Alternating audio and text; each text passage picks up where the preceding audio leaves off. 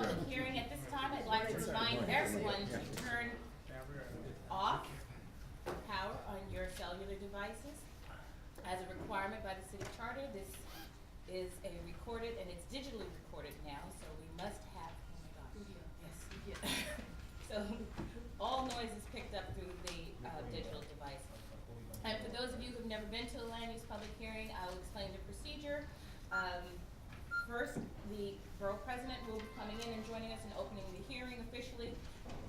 The applicant who's presenting the item will stand at the podium, introduce themselves, and proceed with the presentation of the application. Questions will only be taken from the borough president's panel to the applicant that's standing at the podium at the time. There is no cross conversation during that time. If you would like to speak, please complete one of these yellow forms. If you are, certainly the applicant does not have to complete this, nor the person that the applicant is speaking on behalf of. But if you are from the public and you would like to register any information pertaining to, or any testimony pertaining to an item, please complete this because it becomes part of the record of this, this proceeding. You will have 3 minutes to speak. At the sound of the bell, please, your 3 minutes is up, and please complete your testimony. If you have any other questions, the staff is here and available and welcome, and we should be beginning shortly. Thank you.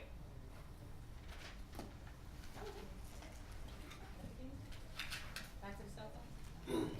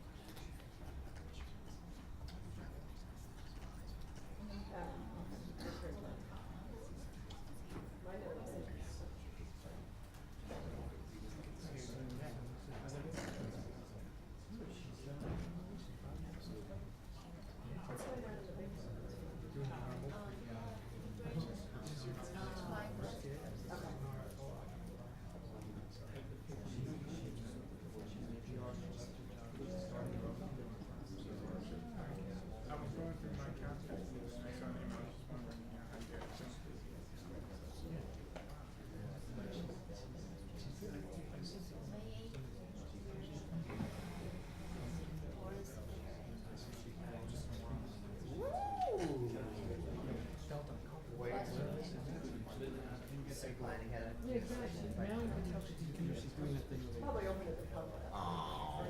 There will be a special. Yes. City planning, no. No, you have to leave. You have to leave now.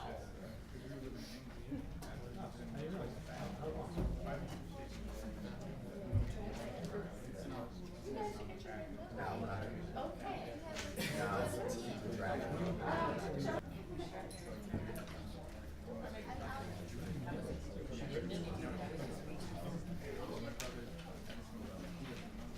Hello, everybody. Morning. Good morning.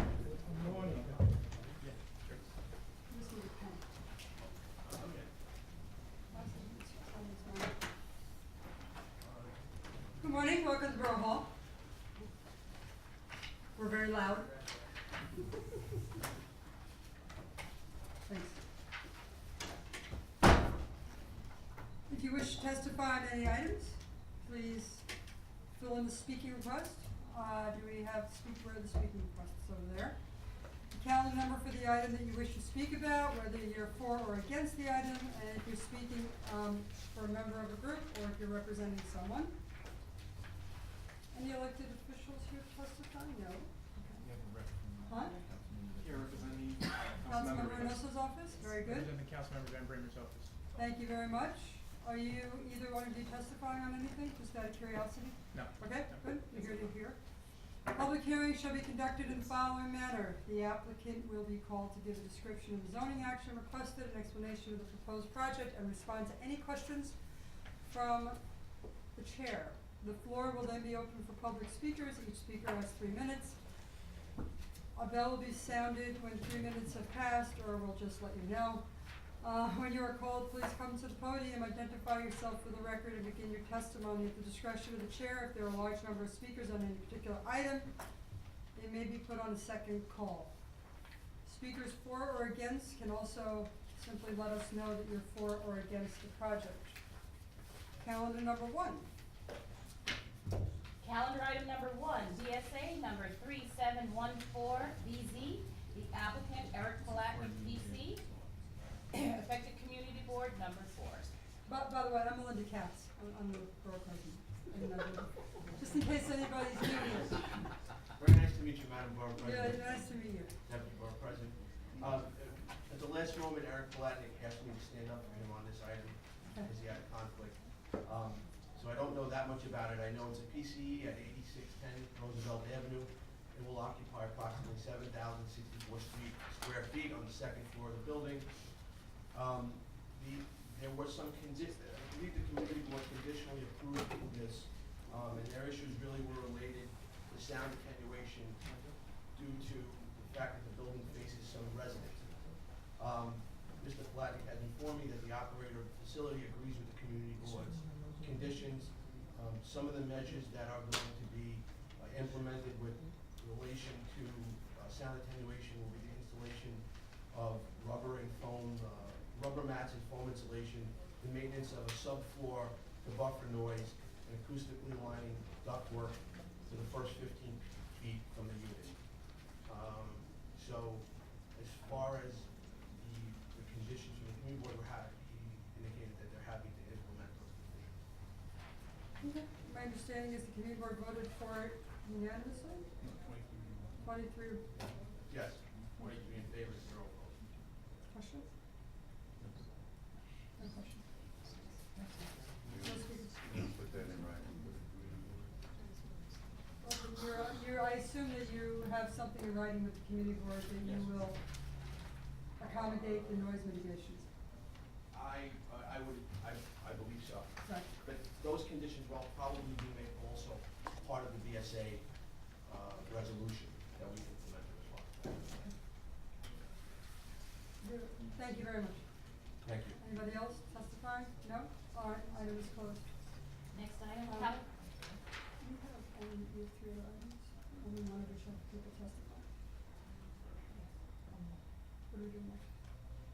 calendar item number 2, Euler's number C140111ZMQ. The applicant is Ackerman LLP, affected community board number 5. Good morning again, Madam Borough President, Deputy Borough President.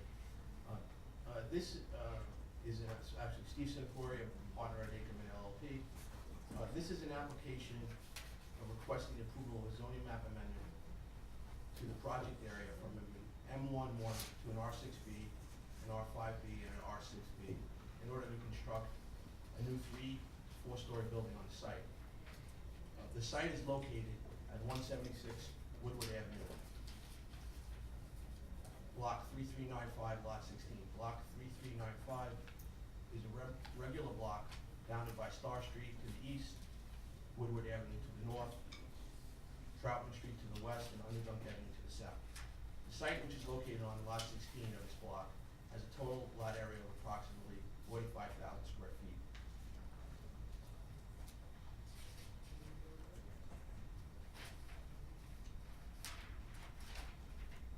Block 3394, which is irregular in shape, is bounded by Troutman Street to the east, Woodward Avenue to the north, Flushing Avenue to the west, and Underdunk Avenue to the south. Notably, the lots on block 3394 are not part of the development site. They are nonetheless included in the proposed rezoning because they are currently in a manufacturing district, even though all of the uses on these lots are residential. The site is currently vacant of buildings other than a small shed, and the site is used for the storage of motor vehicles and a contractor's yard. This truck storage and dumping of construction materials has caused noise, dust, and fumes to pollute the project area to the detriment and the protest of its residents. By rezoning this area as to permit a 3- and 4-story mixed-use building on the site, these conditions will be vastly improved. Moreover, the proposed development will result in the creation of 88 additional housing units at a time when the city is experiencing a serious shortage of workforce housing. Further, it should be noted that although the predominant active use in the project area is residential, it is entirely within the M11 district, which permits only selected community facilities, commercial uses, and manufacturing uses, but not residential uses. As such, the boundaries of the proposed project area have been carefully selected to almost entirely encompass residential uses wherever possible. Active non-residential uses have been excluded from the project area. Thus, the proposed zoning will not only benefit the community as previously stated, but is also consistent with the character and uses of the project area, and will remove the impediments of non-conformance from a significant number of residential properties. In sum, the proposed rezoning is beneficial to the community in that it reflects the essential character of the residential character of the project area, proposes zoning districts that are consistent with the existing built character, and will allow for the development of much needed housing. The applicant therefore believes that a zoning map amendment is reasonable and appropriate and respectfully request your support. I just also wanted to note that we have worked with Community Board 5 for several years on this, and we're happy that we received a vote of 28 in favor, 11 opposed from the Community Board. So that's my presentation. We also have the architect here who can just give a brief description of the building if you'd like. Sure. We're proposing, good morning, Mario Offgang from Offgang Architects, proposing a 90,000 square foot building between 3 and 4 stories. The higher bulk will be at the corners of the property, dipping down towards the interior lot portion. 88 units of housing, it's in commercial space. It's designed to appear as if it's an assemblage of smaller buildings with a rhythm similar to that of townhomes.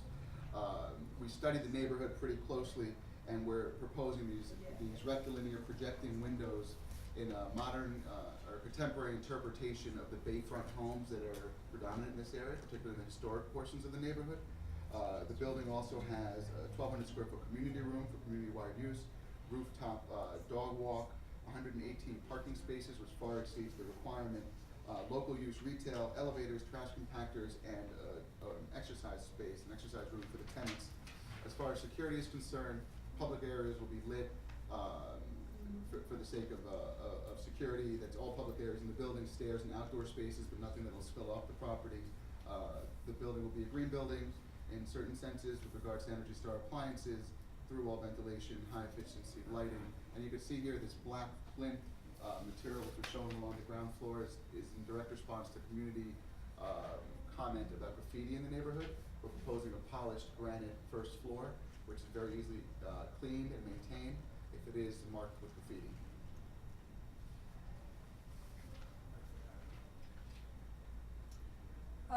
Can you answer some questions? Sure. Just on the technical aspects of this. The housing area, if you're looking at the map, what you propose to the R5B, block 3394, where the houses are now developed. Mhm. What is the zoning of that area now? That's also zoning M11.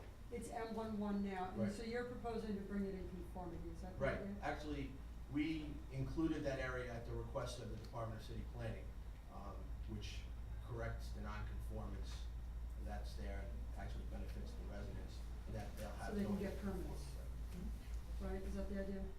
Yes, Alright, and then, and you're proposing 88 units, you said? correct. And what about on site 2? Site, how many units is site 2, is that? Well, that's 8 units. 8 units. So it's 4 stories, 8 units, and where exactly is that? It's on this corner right here. I see, so it's across the avenue. Yes. Okay. What is your timing of construction? Construction? If everything, I'm just curious as to when the shovel in the ground is So it's expected, put- should it's- this pass? So after the Oh, approval. come forward, identify yourself. for the I'm sorry. record. Mhm. Good morning, I'm David Schwartz, with the owner of the property. The construction would start from, assume it's about a 9 to 10 month approval process at Department of Buildings nowadays, so we'd be ready right after that. So from the time that it was approved, it would be about 10 months from then to start construction. Okay, and you said workforce housing, so can you just describe the types of apartments and the rents that you're foreseeing? So we're planning to have studios, 1 and 2 bedroom apartments. The studios, we're projecting rents of between 1,000 to 1,200 a month. The one bedrooms approximately 1,400 a month, and the two bedrooms at approximately 1,800 a month. All of the units will be rent stabilized upon completion. So every tenant will have a rent stabilized lease, and they'll be governed by the rent stabilization laws, which mandate that they have to be offered 1 and 2 year leases and stipulate the amount of increases that can be offered, which are voted on yearly. So they'll be mandated by the rent guidelines board. Correct. Question? All right, you're sticking around in case there's questions? Absolutely. Absolutely. Thank you. Yep.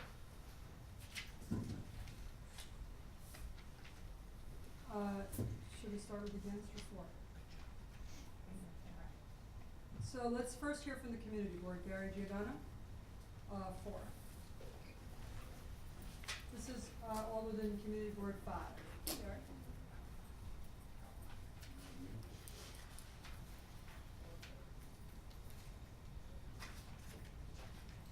Good morning, Borough President Katz and Deputy Borough President Comrie and all of you that are here. There is a rep from Councilmember Reynoso's office here to speak with regards to that. Oh, you are speaking? Yes. Okay, I'm pretty sure he filled out. okay, thank you. The community board voted 28 in favor, 11 opposed, in favor of this application. I think those that were in favor voted that way because they felt that this would really be a boost to that area of Ridgewood. That piece of property has been basically storage for trucks for quite some time.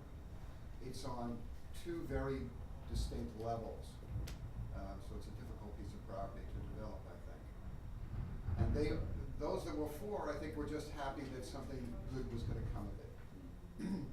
Across the street on the Troutman Street side, between Woodward and Onderdon, which historically had been one of the tougher blocks in Ridgewood as far as crime issues and that sort of thing. Essentially 6-family homes, 3 stories, 6 families.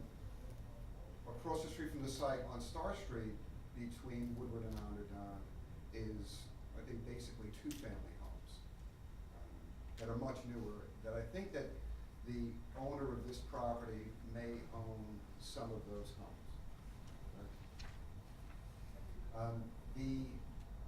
Mr. Sinacore came to the Zoning and Land Use Committee sometime in 2013 to discuss the matter. At that point, there was no opposition to it.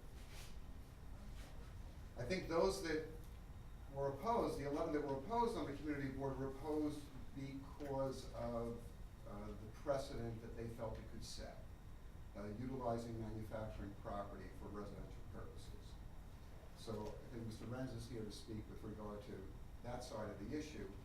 And although there was sympathy among the community board members for what was proposed by Paul Kersner, which was to establish an MX district there, which I'm not sure is established anywhere else as far as anything more than voluntary. But to have manufacturing, at least on the first floor, since manufacturing these days can be much cleaner than it used to be, which would have a lot of knitting mills, and to have the residential development above that. I think those community board members in the land use committee sympathized with that idea, thought it had merit, but felt that this was too far into the process to turn back, and probably would have been more sympathetic if it wasn't so far along the process. In other words, they came to us a year ago, and in the meantime, since a year ago, an IBZ, an industrial business zone, has been established in the Ridgewood area, south of Myrtle Avenue. The community board is very in favor of keeping that all manufacturing, that IBZ area. And like I said, I think that those that were opposed to this application on the community board, while respecting how this proposed development could really spruce up that area of Ridgewood, felt that it could set a precedent for allowing other areas zone manufacturing to go residential. What is the industrial use now on that property?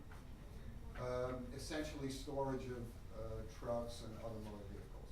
I guess he's renting it out to people to be able to park there. So there is no so-called, industrial use. I think the only building on there is an aluminum garage type building. Okay, so we're not, so I guess I'm just trying to figure out, we're not displacing any workers there. I don't believe so. Okay. And so my sense is that the community board basically likes the idea of industrial use and manufacturing, in the areas that it is now. And it's more of a, it's sort of a theoretical argument that we don't wanna displace industrial with residential as a general rule. Is that the idea? Yes, and more so that we want to better attract or get property owners who have manufacturing zone properties to do a better job of attracting business to those properties, which a lot of them I don't think have done in the past. Too many people, I think, that own manufacturing zone properties are sitting on their properties. At least in our neck of the woods. No, I appreciate it, thank you. Excellent. Kevin Worthington from Antonio Reynoso's office. Hi. Councilman Reynoso, excuse me. Good morning, Madam Board President. Good morning. President. My name is Kevin Worthington. I'm here on behalf of Councilman Antonio Reynoso. I'm going to read his testimony, which I have written copies here and will submit. Dear Madam Board President Melinda Katz, first I would like to thank you for this opportunity to testify on the 126 Woodward Avenue zoning application. I would also like to thank Mr. Sinecor and Mr. Schwartz for their efforts to design a building and a project that is respectful of Ridgewood historical character. We also recognize that there were efforts made to inform the immediate neighbors and community about the rezoning proposal. My office has listened carefully to all the opinions and concerns expressed by the community board and all the stakeholders affected by this project. In the midst of pressing gentrification in Ridgewood, we need to acknowledge the needs of all components of our community, including low-income renting families and small businesses. It is important to understand the impact of the rezoning from light manufacturing to residential in the light of a shortage of manufacturing space in the Navy Yard, along with the revival of the small manufacturing economy. As highlighted in many reports, manufacturing jobs are statistically better paid with wages around $53,000 a year compared to retail and restaurant jobs, which offer an approximate average wage of $35,000 and $24,000 a year, respectively. I am deeply concerned that this project is going to set a bad precedent for property owners of current manufacturing zone lots, incentivizing owners to rezone their properties to residential use.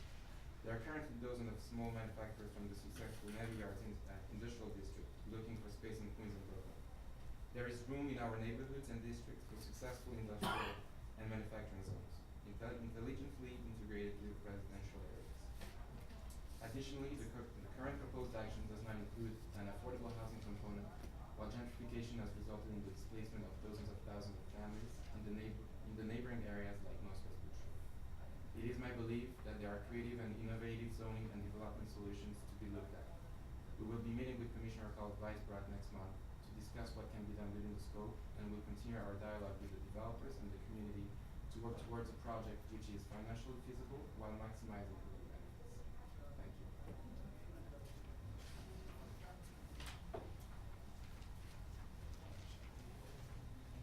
Thanks.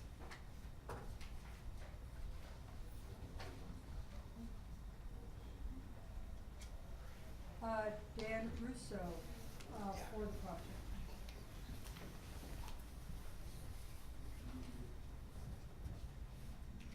Thank you for hearing me, Madam Borough President. My pleasure, Mr. Russo.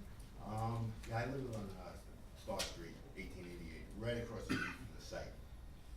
Okay, and my concerns were, since I've been there, and I lived around the corner also for 10 years in Underdown, but just in this new building that they have now, there for about 5 years, almost 6. And the trucks every morning when they fire those diesels up, and my terrace is right there, you get the smoke and the dust from, they gotta run them for like at least an hour before they can go out, I guess, to warm them up. I get it's noisy, dirty. At night, the raccoons, they got these things that's this big, no lie, they're huge. Families of them living under these old abandoned cars and stuff. All right, and we just, they're dangerous for the kids. I worry about the kids playing over there. They play ball. Night the prostitution comes because of the empty lot. They down the block, the Johns Park. Every morning the guy cleans. He's sweeping up, the condoms on the ground. I mean, it's disgusting. And I don't think they would be there if it was lighted. Like, look at the beautiful picture they got. I don't know if you Yeah. got that. But it would look so much better, Just put it back up so folks can Just see actually it. look at it, Yeah. and reference it. Yeah, I didn't get a good look. Well, the other picture too, the zoning For actually. that to be there, man, what a difference in the neighborhood it would make. Yeah.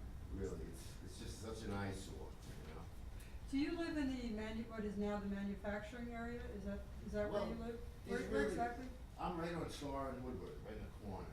But you can see my building is back here, right there. That's where I live. Lives there. Okay. On the second floor, okay? But really, all you have over here for manufacturing is just a small little steel shop right over here. And that's it. There's nothing really else pharmaceutical. It's all parking. Big machines, the digging machines, they park there in the lot too. It's just an eyesore, but, thank you for listening to me. I hope you rule for it. No, it's actually been very helpful. Thank you. All right, thank you very Appreciate much. it.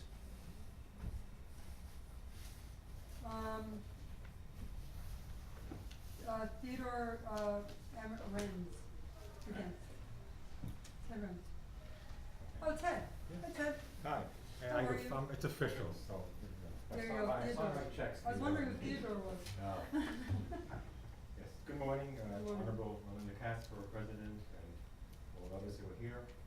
My name is Theodore M. Renz, Executive Director of the Ridgewood Local Development Corporation. The RLDC is a nonprofit organization formed in 1978 to serve the economic interests of the commercial and industrial sectors within Ridgewood, Glendale, and a small portion of Bushwick. The Ridgewood community has a long, proud manufacturing history, primarily in knitwear back in the old days. Although the presence of manufacturers has decreased in recent years, we believe that manufacturing and related businesses remain important to our neighborhood, city, state, and nation. There has been much talk recently about the rebirth of manufacturing in the United States and the renewed theme of Made in America. And in fact, Made in New York may sound even better. We believe it is necessary to fight the change in the city's paradigm away from rezoning manufacturing areas. The project you have before you, we support in principle with one very important difference. We want to preserve manufacturing uses. We believe this can be accomplished by thinking out of the box by using the MX designation, but mandating that ground floor use be manufacturing with housing above. Why is manufacturing important? Well, you've heard people speak before. It provides better paying jobs. According to the New York State Department of Labor, the average annual wage for manufacturing is about $53,000 plus benefits, compared to $36,000 for retail and $24,500 for food related. We have heard a lot in the past year about the tale of two cities. Manufacturing jobs truly, we believe, help bridge this gap. The diversified manufacturing base is sound economic policy. These jobs reduce primary and secondary benefits for taxes locally spent and income spent locally. It is for this reason that the Ridgewood LDC, Community Board 5, local elected officials, and other stakeholders fought for the inclusion of South Middle Avenue somewhere in the industrial business zone last December. We would like to propose that this annex designation be seriously considered perhaps for other portions of the zone, on the fringes perhaps, in the greater Ridgewood to preserve manufacturing while at the same time providing residential units that are affordable to local residents. Furthermore, we believe the entire building should be made condominium or co-op, both the industrial and the residential, thus protecting all users. The annex designation could be a smart zoning policy coupled with the commitment to provide manufacturing firms with the resources and tools needed to succeed.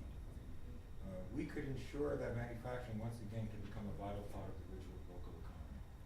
When manufacturing thrives in Ridgewood, it has a profound effect on our local commercial sectors such as Myrtle Avenue and Fresh Pond Road and the entire community. Ridgewood has a tradition of being a classic mixed-use community with strong commercial, industrial, and residential segments. This can be replicated again using this model with benefits such as the potential for high walk-to-work rates and saving on energy and commuting costs.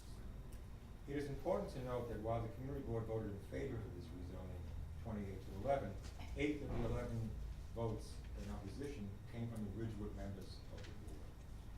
Again, in closing, we need to take hold of recent trends in the rebirth of manufacturing. Let us not be so quick to lose more industrial areas. Respectfully submitted. We'd be happy to discuss this in more detail with you. Respectfully submitted, Theodore M. Lenz.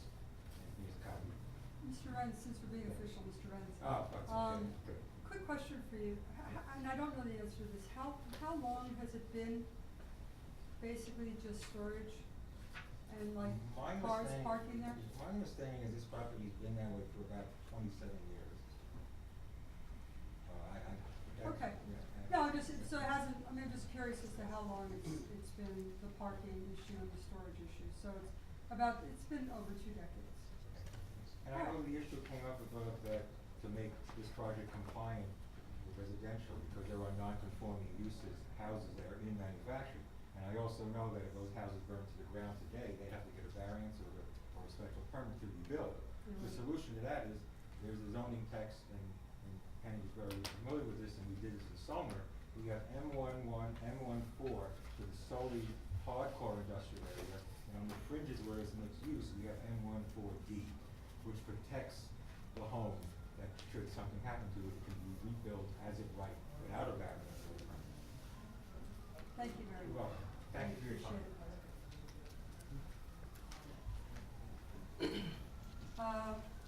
Antonio Gurman? Antonia Guzman. Antonia! And I even put my glasses on. Maybe it's my spelling. Miss Guzman. Guzman. Miss Guzman. All right. I'm gonna say, hi ma'am, how are you? Good morning, Madam Board President. Today Just I- say your name for the Okay, I'm record sorry. since I did it so poorly. My name is Antonia Guzman. Thank I'm a you. resident of the area. I live across the street from the site we're discussing. Before I forget, I wanna discuss a few things that I heard here so far that I didn't even think about prior to coming here. As far as, I'm for the project. As far as the condominiums being built, my personal opinion, it wouldn't be too beneficial for the area.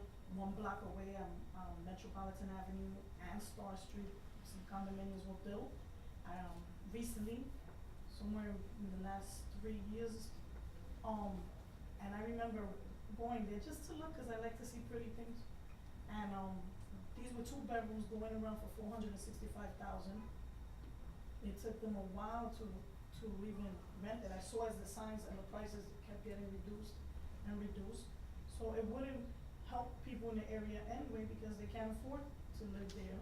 And for $465,000, you might get lucky and maybe get a 1 whole family in the area for that.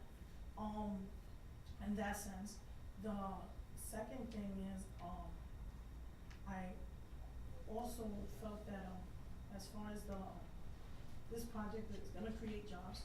The lot hasn't been, like, as you heard, it's been used for parking. It's gonna help the environment, they're breathing air for everyone around the Ridgewood. There's a lot of plenty of industrial, towards Metropolitan that has been providing positions and jobs for other people. So I feel that this project is gonna give more jobs. There is a lot of prostitution late at night. I'm sorry, by the way, I'm a New York City correction officer. I moved to the area there, away from where I was born, which was Bushwick and all that, so that I wouldn't have to see the same criminals that I see at work. So now, in the area though, since I work all kinds of hours sometimes, when I've come from work, I've been stopped, trying to pick me up. And also my 20-year-old daughter, they try to pick up. And, so in that sense, it's also gonna be more clean for the children, and, we don't want it to become more of a drug. I've gone to the 104th precinct to give complaints about it before. what else, as far as, so I feel that, you know, it will be way, you know, much safer, plus more clean, more appealing. Unfortunately, I don't see no picture of what it looks like now, which is horrible. It's just the metal tins. And, what else I wanna say? As far as manufacturing is concerned, I really don't think that there's gonna be much manufacturing. As you can see, even throughout Bushwick, much of the manufacturing has been, anyway, apartments, you know, like all the factories. I know this because my mother was a factory worker, and she was unable to get jobs after a while, because there was no factories. That's about it. I appreciate your time, Mrs. Lee. Thank you. Thank you. And thanks for your service. Thank you.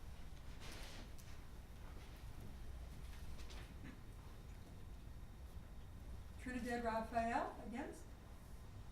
Hi.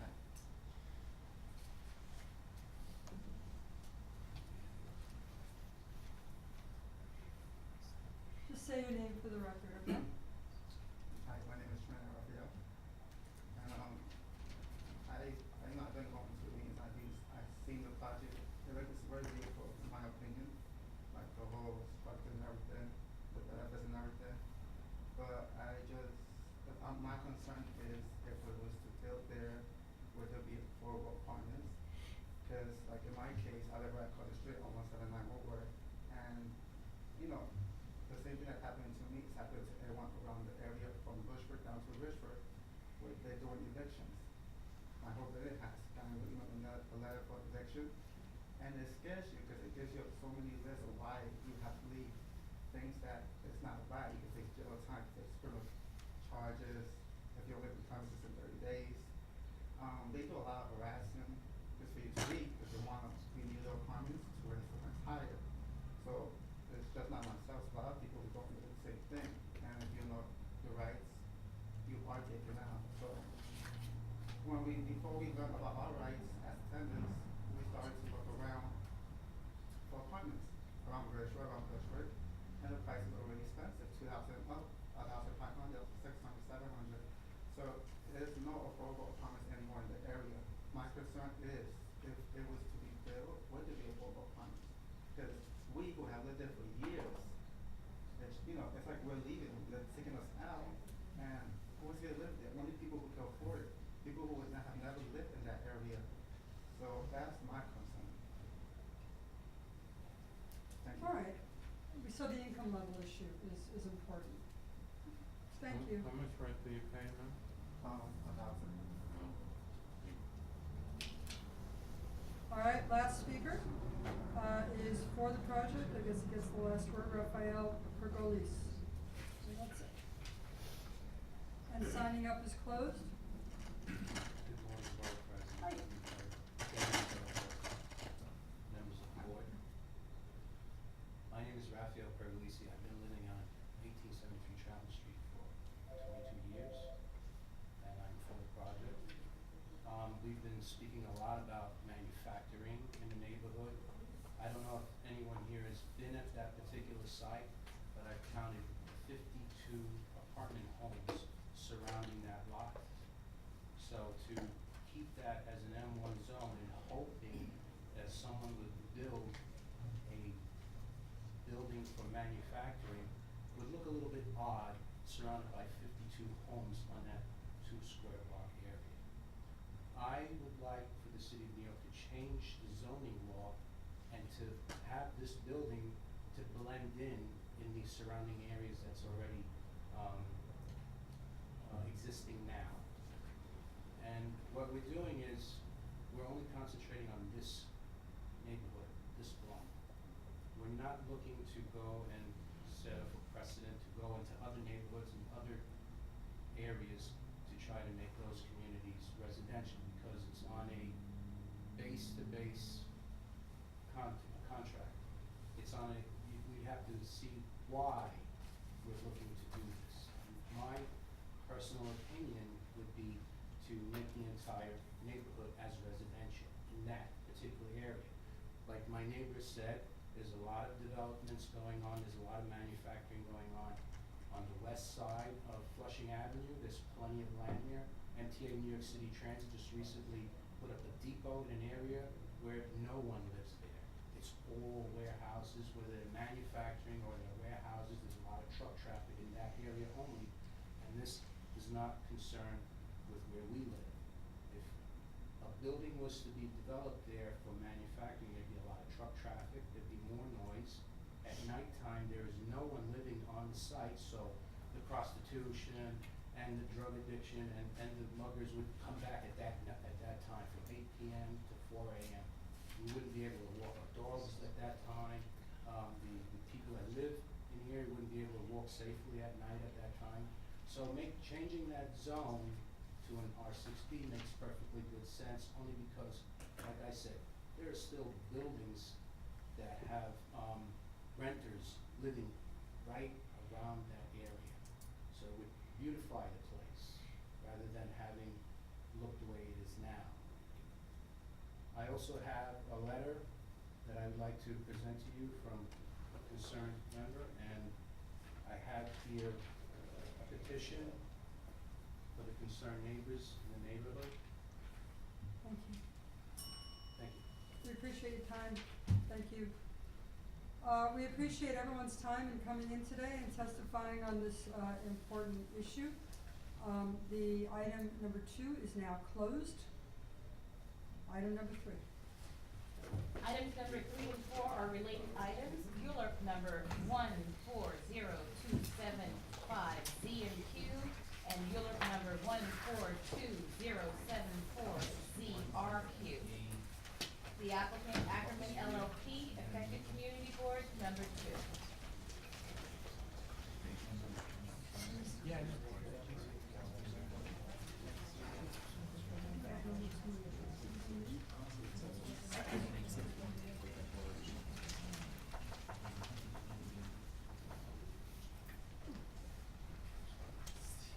Hi.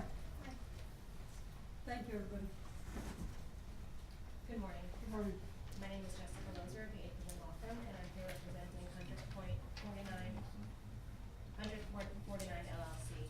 Thank you for letting me address both ULURP actions at one time, since they're really components of each other.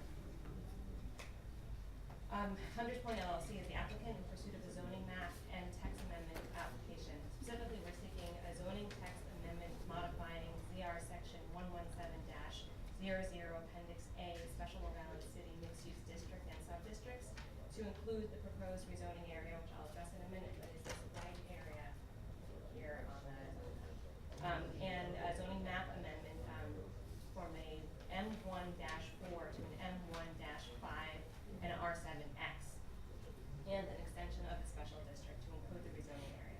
This would facilitate a proposed development on Block 61, Lot 55, with a 12-story mixed-use building, which would otherwise be non-complying and non-conforming.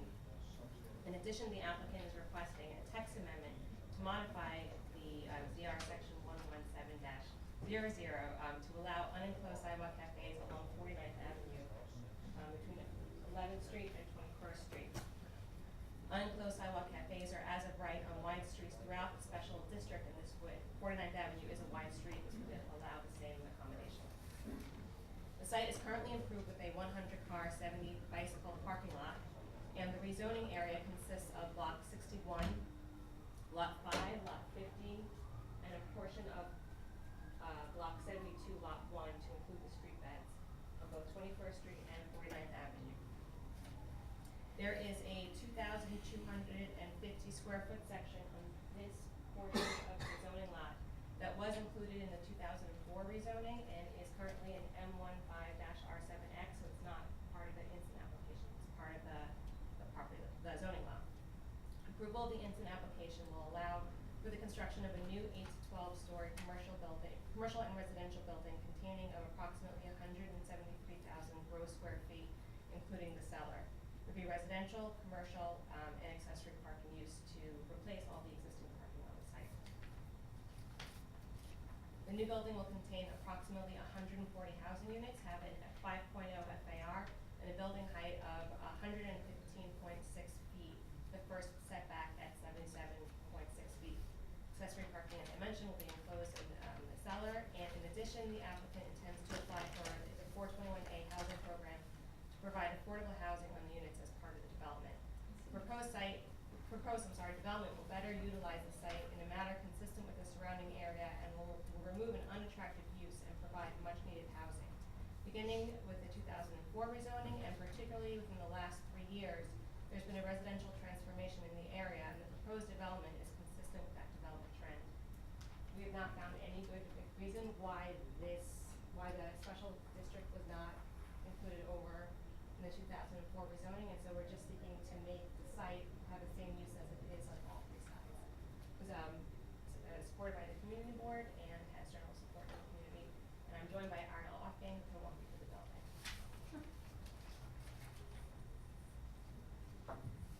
Good morning, I'm Ariel Offgang from Offgang Architects. The proposed resultant development, if this rezoning is accepted, is a 12-story building comprised of approximately 173,000 square feet, as Jessica said. The residential area will be about 140,000, with the balance being commercial.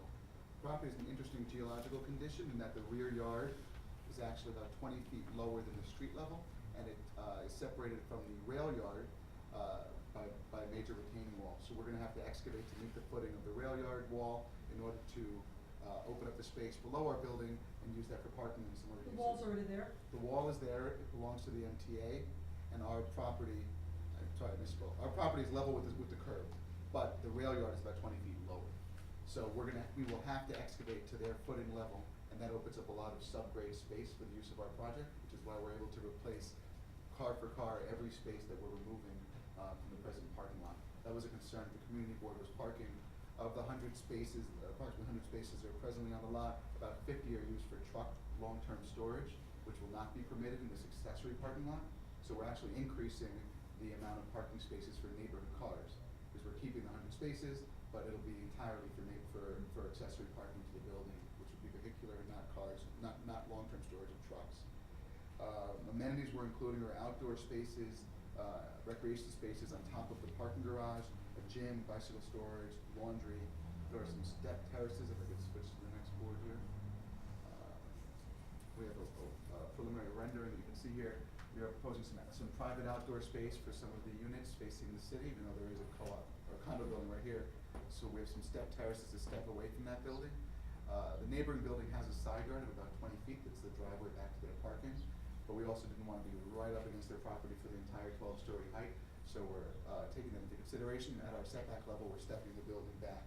This building is going to exceed energy code by approximately 15%, and we'll be applying to the New York State NYSERDA multifamily performance program. It's going to have 3 inches of exterior insulation, high performance windows, and high efficiency condensing boilers. The language of the facade was meant to break up the very long 340-foot frontage into 3 separate but related statements. So we have the statement on this corner, very contemporary, sort of amorphic window party with a metal panel facade, mixing to a more regular rhythm of stone facade with curtain wall, and then a much more contemporary precast concrete building with a lot of glass as you get closer to the neighboring building. The plan is, as Jessica mentioned, about 140 units of housing. That's where we are. Done presentation. Any affordable? As I mentioned, the applicant will be applying for the 421A. What are your rents projected? I don't know if we have that information ready, but I can call up George Madruga. Well, I mean, Oh, sorry, go ahead. Well, the marketing will dictate the rents. It will be, the 20% affordable will be a 60% of area median income. So it's a standard sort of 80-20 rental arrangement that you have to do in order to secure the tax abatement for the project. It's a 20-year abatement with a phase out after year 15. What's the makeup of the apartments? We don't know exactly yet, but we're going to be slanting towards family units. The marketing studies now are showing that it's really becoming a stroller neighborhood. People are kind of growing their families, 1 or 2 kids, so we're going to be slanting towards large 2s, 3 bedrooms, with some component of 1s, but we don't anticipate any studio apartments. And the traffic issue there? I heard that the community board traffic was a problem. You know what's funny? The community board raised an issue of traffic, but it had nothing to do with our project. The traffic was the safety crossing the street. We're going to have less traffic in and out of the building than there is now, because right now there's this in and out of trucks every morning in this parking lot. The community board's concern, And there were questions about, I think, upgrades that need to be made in terms of pedestrian safety and the integration of pedestrians and cars on the street. Right, crossing. At crosswalks to work with the community board and elected officials to get proper attention from DOT to make crossing the street safer. A lot of those members from the community board that raised the traffic issue live in the L House, which is right over here, relatively new condominium building. So they were concerned about the safety of them and their children crossing the street to get to the subway. And I think the other thing the community board raised was the artist spaces?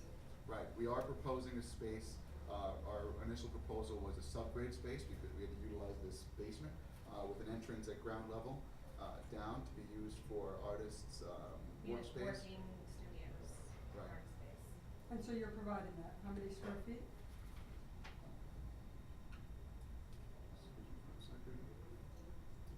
Did we have I think 1,000 square feet? 1,000 square feet. 1,000 square feet was what we discussed, I just don't have my notes here. And how does that work? People will come in and out and rent space by the day, by the hour, by? I think it's a work in progress. There are local artist community collaborative groups that are excited about the idea, have an idea of how the arrangement will run, and we're already talking to them, but at this point, it's too premature to figure it out.